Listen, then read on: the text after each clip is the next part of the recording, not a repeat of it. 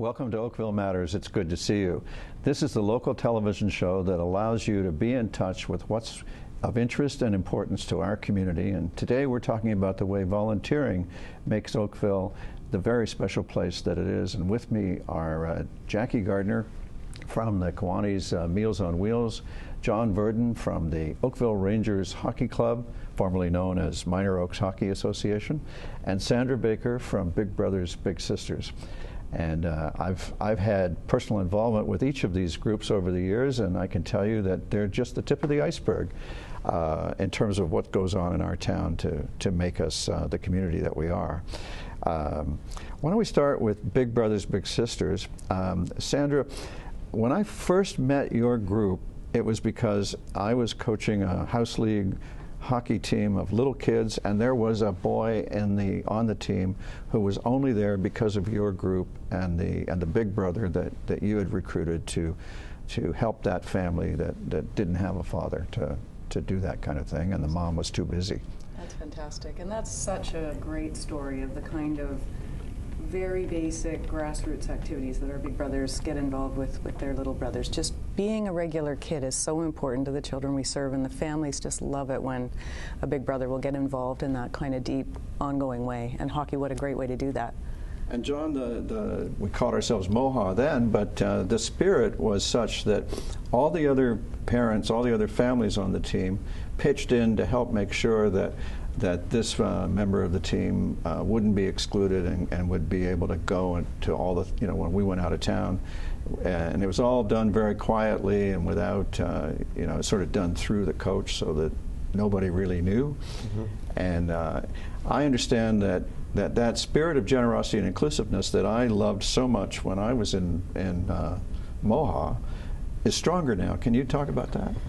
Well, yeah, I mean, I firmly believe in the importance of team sports and developing kids and turning them into great young adults. And certainly, we never let there be a financial reason why someone can't be involved in hockey, whether that's helping them with their equipment costs, whether that's helping them with their registration fees, or whether that's helping them pay for tournaments. And to your point, most often it's done very quietly, and and the families totally appreciate it.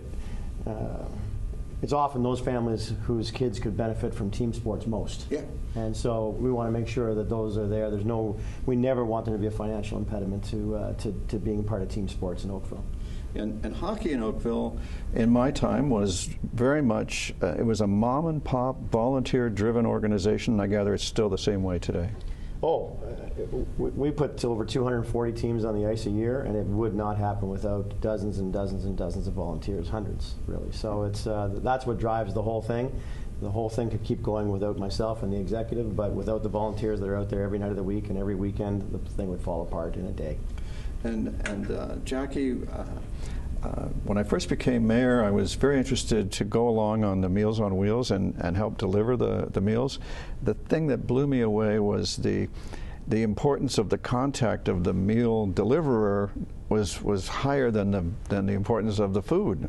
Yes, we traditionally say that it's more than just a meal, and it is very much more than just that meal delivery. There's the connection that the volunteers have with the clients that they're delivering to. In certain cases, that's the only person that client is seeing that day, and they build nice bonds and relationships. And it also serves as a security check as well. It's somebody going into the home and making sure that everything's okay. And thousands, I can't remember, but there's tens of thousands of meals a year delivered. Yes, last year we delivered 25,000. We're just 48,000 away from reaching our millionth meal delivered in Oakville. Wow. So once again, it's volunteers that are making the difference.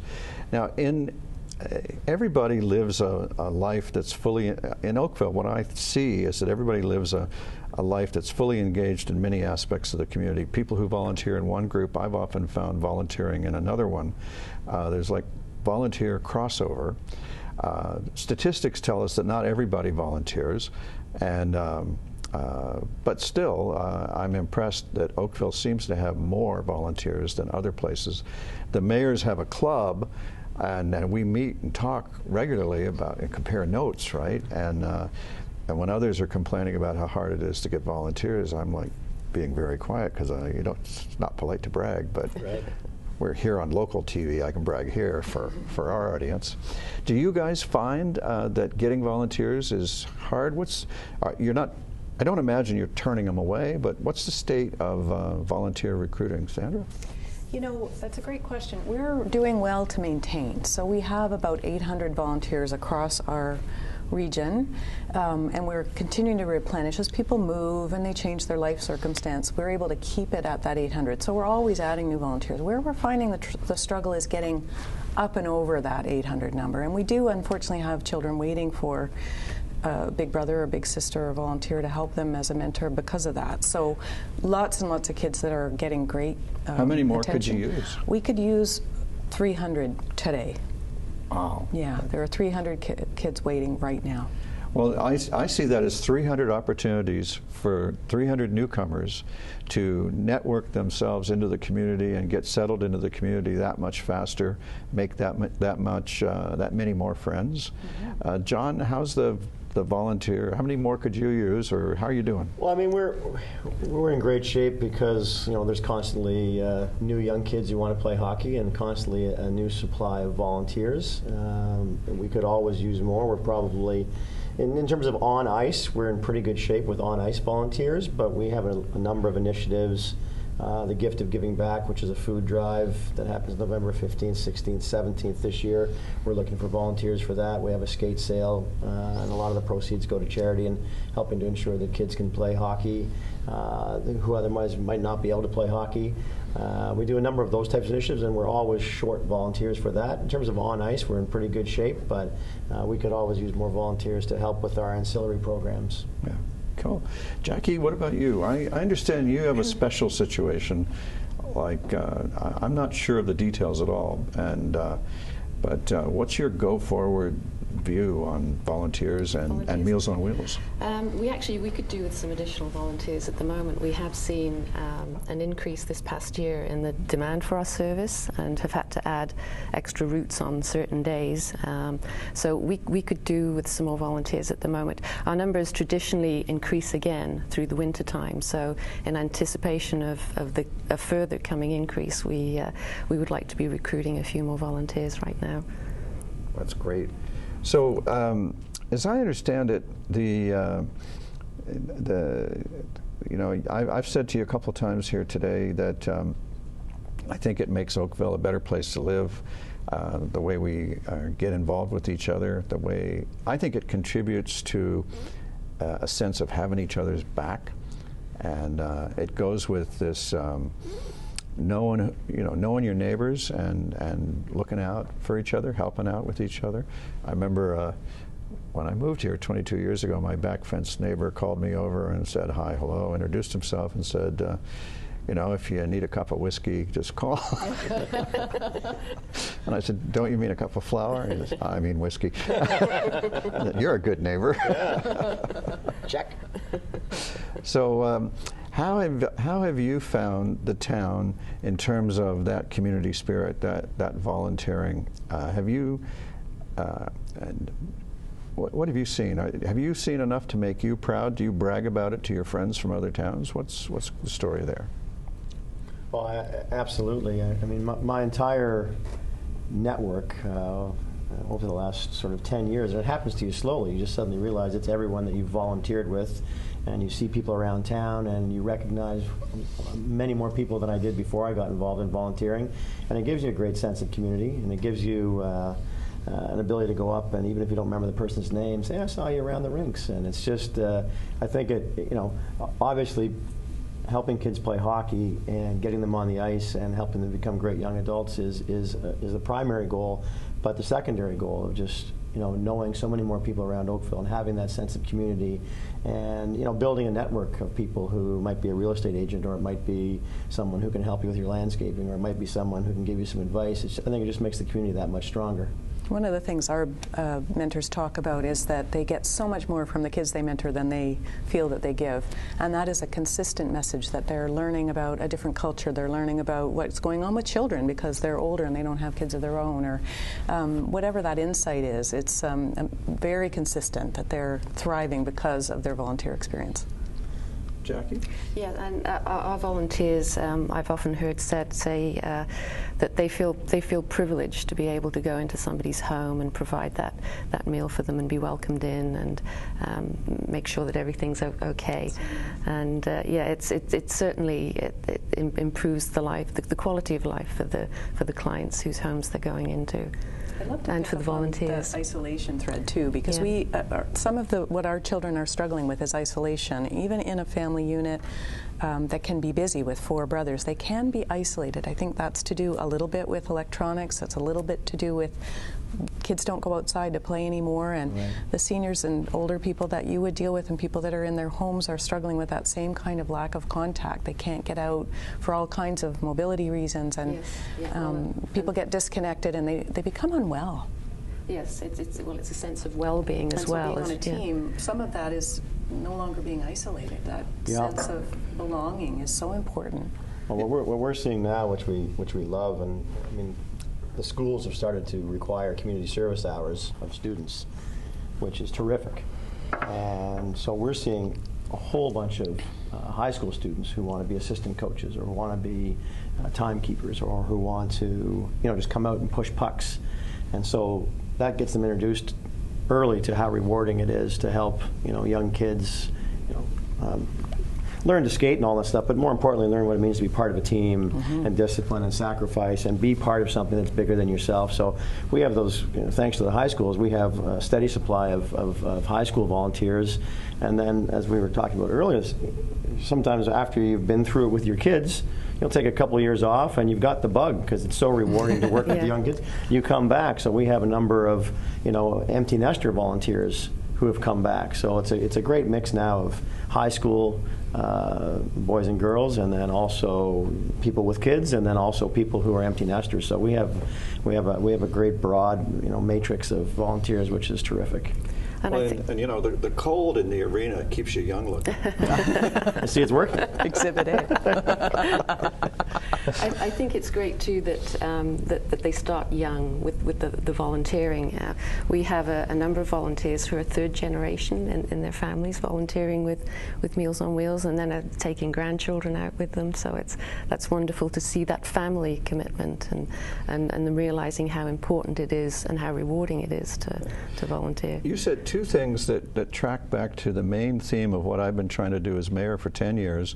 Everybody knows that I think everybody's heard of livable Oakville and how our goal is to be Canada's most livable town, and I think that's a better goal than to be number 2 or just average or something like that. Aim high. What's wrong with that? I think this is a town full of people who know that aiming high is a good way to score better than you would. But we've had a number of indications that we might be getting there. This year, a national magazine said that we were the 3rd best city. We're a town, but this is what they said. They said the best city to live in was the city of Ottawa, and the 2nd best was the city of Burlington, and the 3rd best was, they said, the town of Oakville. So they got our name right. Perfect. I immediately said, well, that means we're the best town. And then for 8 years, StatsCan has called us has certified that we're the safest community in the country. And I think we all value that as well. And the longer I'm mayor, the more I realize that our achievements in the area aren't really coming from me; they're coming from the community. It's this volunteering that we have, especially on the safety. Let's take safety for a second. In Canada, our theory of policing is that the police are the community and the community are the police. This is a principle that a British Prime Minister, Sir Robert Peel, enunciated 200 years ago. And we live that in Canada. There are places that are on our TV that don't follow that theory, and we don't want to be like that, I don't think. But that's entirely the result of the way we're so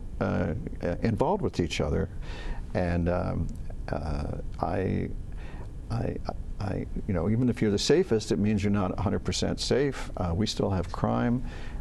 We have a terrific police force. They have one of the highest crime-solving rates in the country.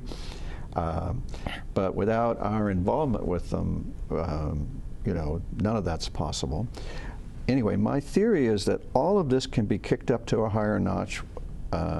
We might be the most livable town, but we're not yet the most livable place. We could get there. But I think it's by boosting our involvement with each other. And I hope that everyone watching today and that you will go back to your organizations and will spread this idea that we can go on up higher if we just get in more people involved with us and more people involved with each other. And you must have in each of your organizations an outreach program or an effort. Can you talk about how each of your groups works at trying to grow the tent? You know, we're just doing a little bit of research with some help from Deloitte about that, and we have staff, we're all out all the time. I'm doing speaking engagements, all those things are happening. But the number one way we get our best volunteers is through the age-old system of word of mouth. It's when a person is thriving as a big brother, big sister, or a mentor, and they're enjoying it, and they speak to their friends, cousins, members of their church. That's the number one way for us. So we really encourage our volunteers to help us be our recruitment squad. So the best way folks at home can help is to talk about you.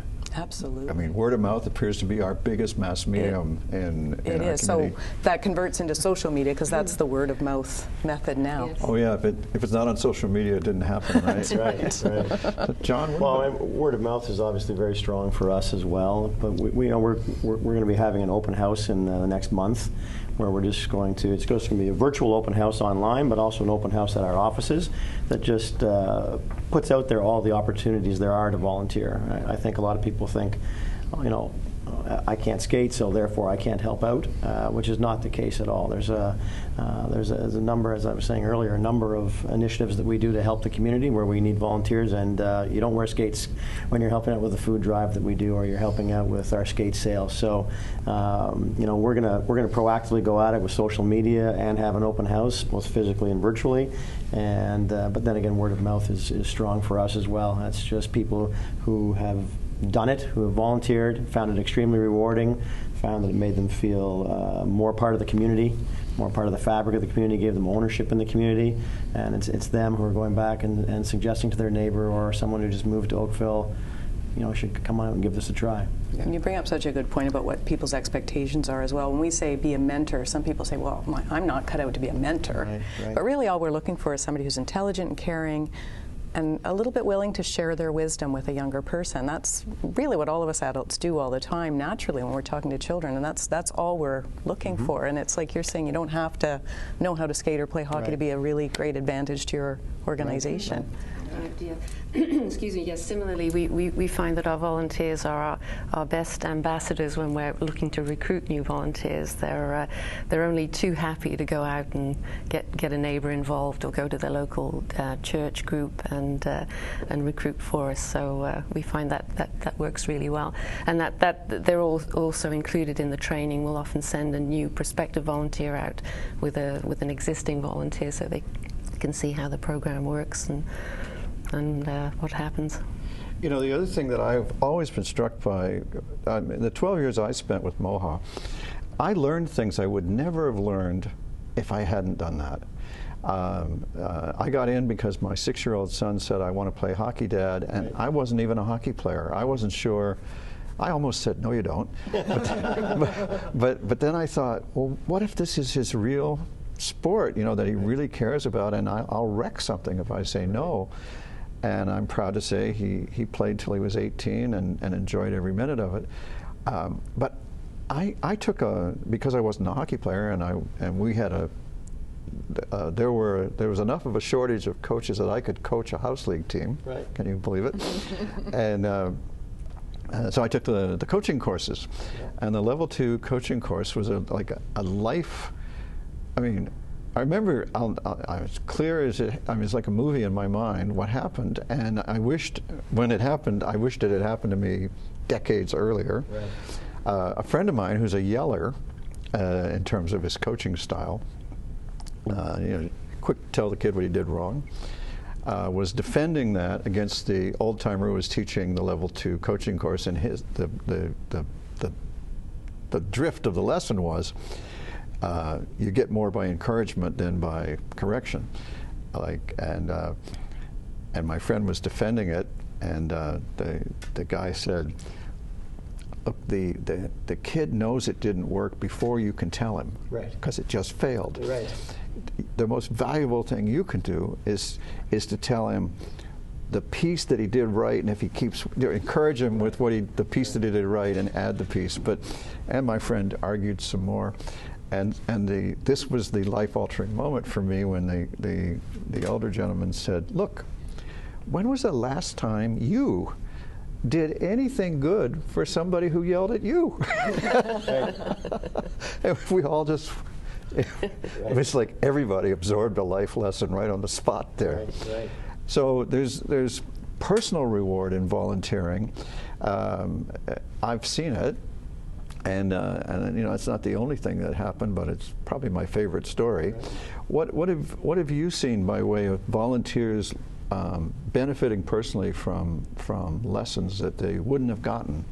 Well, what jumped to my mind just there, Rob, was watching boards, which is a different kind of volunteering, that kind of governance role that we look to members of community to come to. And over and over in my career, I've had board members say, I'm so excited to learn how charities work. That's one thing, that they're often from the business community, and they don't necessarily understand how we bring business practice to a charitable purpose, and they're really inspired by that. They love learning about each other. They love hearing each other's opinions about how things can work, and they always come away from that having learned a lot more about the place that they live and work and play, and have insights into people that they didn't know, and challenges that people know, and they always are so thrilled with that experience, and like you say, really build community because of that. That's right. If there are these opportunities, if you don't want to be the bucket carrier, or you could be on the board, that's still something that we need. Jacqui, what about you?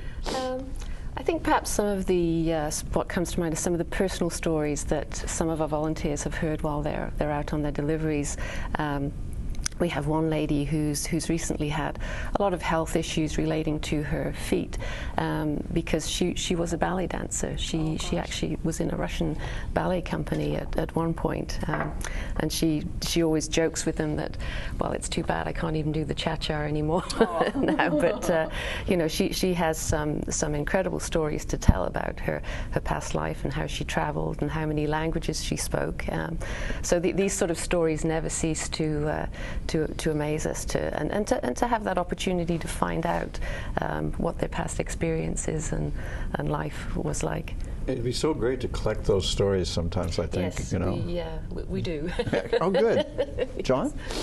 I mean, one of the things that I love that we're sort of passing on volunteerism as well. There's a number of teams that will bring their teams out to volunteer at the Kerr Street Ministries or to pack at the food bank and sort food, and so we're sort of trying to seed that volunteerism, and so I'm very proud of the teams that do that, and we're going to start to put more and more pressure on our coaches to do that type of things. I mean, there's lots of fundraising. They fundraise for their own teams, or they fundraise for different trip they want to go to for a tournament. But what's more important, especially in a nice community, nice town like ours, is finding ways to give back, within the town. So we're teaching the kids that valuable life lesson. And then, as we talked about earlier, many of our volunteers are almost voluntold or reluctant at the beginning. There's no one else who's going to coach, and the team can't take the ice without 3 or 4 volunteers. And the amount of those reluctant volunteers who, after year 1, have the bug and are volunteers for 10 years is unbelievable.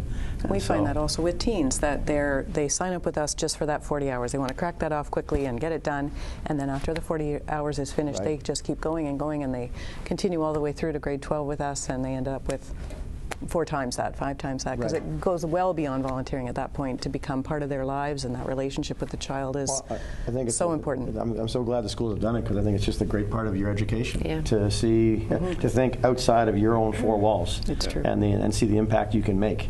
So I salute the schools for doing that, that's for sure. Yeah, I think particularly at that level, sometimes with younger volunteers, there is that thought, well, why would I do that for nothing? Why would I put that effort in? Well, you know, John, you mentioned something to me one day about the new entry level to hockey, and I think that's so remarkable. I don't think very many people know about this, and that's the first year is free. No, well, that's what we're working towards. So we're working with some sponsors to get to first year of hockey being free. And the first year is younger than I'm used to. Yeah, this year we instituted you can start at age 4 and 5. It used to be 6 with some 5-year-olds, but now you can start as early as age 4 and 5. And you know, hockey is a sort of intimidating sport. There's a lot of equipment. If you've never played it yourself, it's an intimidating sport. What equipment goes where? We know it's not cheap, and so you know, working with Corbett's here in town and Bauer, we found a way to give new players the full equipment package, including skates, for $100. So we underwrite that. Wow. And we're working towards a goal where through sponsorship we can make the first year of hockey free. Just because we think once kids get the bug, and it's not about hockey, it's about learning what it means to be on a team and learning what it means to be part of something bigger than yourself. And I think it makes great young adults, and that, you know, that's sort of why I got involved in the first place. Yeah. We had a boy one year. He was fresh arrival in Canada. We were talking about a 10-year-old. Was from India. He wanted to play hockey, and he showed up with soccer shin pads. Right. And a pair of skates that were size 12, and was a boy of 10, and just a total mismatch. His parents didn't speak English. He did. He was like their translation, and anyway, we welcomed him, and we got him the right equipment, and he turned out to be he became a phenomenal hockey player. He was a fantastic soccer player, and he couldn't skate, so he would run on skates. Eventually, he would score he was scoring goals before he learned to skate because of this aggressive, super keen athleticism that he had. And he did learn to be a terrific skater too. And he grew up to be a fine, young, successful man too. So a very happy ending for that story. I really appreciate you guys joining us today. This is a really important discussion that I think needs to be had everywhere in town. We need to spread the word that what makes Oakville the great place to live that it is the way we get together with each other, we have each other's back, we work together to build the sense of community that makes Oakville, Oakville. And I hope next time we do Oakville Matters that you'll tune in then. It's been good being with you.